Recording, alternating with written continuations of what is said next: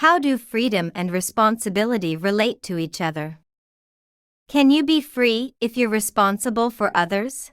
Freedom and responsibility are closely linked, and understanding their connection is quite enlightening. It's indeed possible to feel free while being responsible for others, but it requires finding the right balance. Talking about freedom, it means making our own choices and living life on our terms. However, with every choice comes the responsibility of dealing with the results.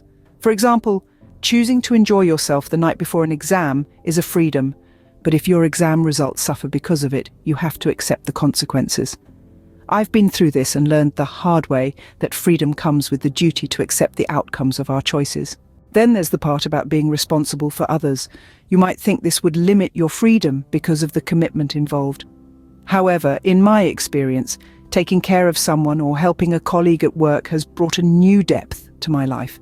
It has given me a sense of purpose and fulfillment that's incredibly rewarding.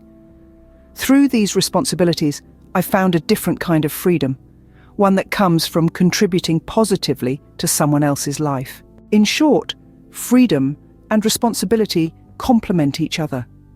Accepting our responsibilities can lead to a more profound and meaningful sense of freedom, enriching our lives with purpose and joy. It's a beautiful thing when you truly understand it.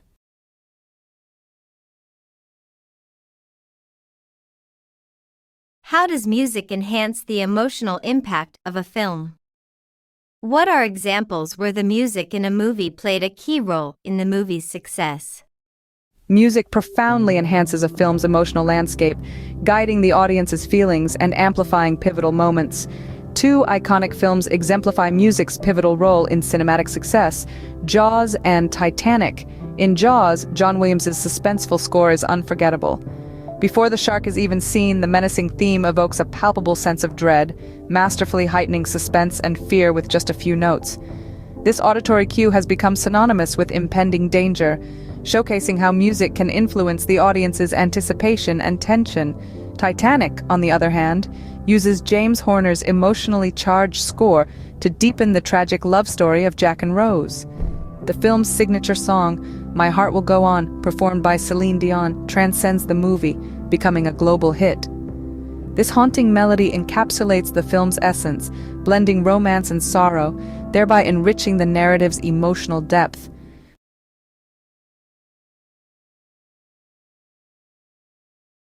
Who do you think was the most influential person in history, and why?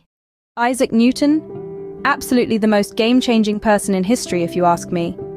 His work totally turned our understanding of the world on its head.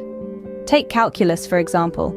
It sounds super complex, and let's be honest, it kind of is. But it's also behind so many things we take for granted today. From how we build our cities to the tech in our pockets, Newton's thinking is at the core.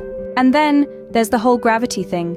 The idea that an apple falling from a tree could lead to some of the most important scientific principles we have is just mind-blowing. Because of him, we understand why planets orbit the way they do, and why we're not floating off into space right now. In a nutshell, Newton didn't just scribble some equations, he changed how we see the universe. He's a true legend in the history of science.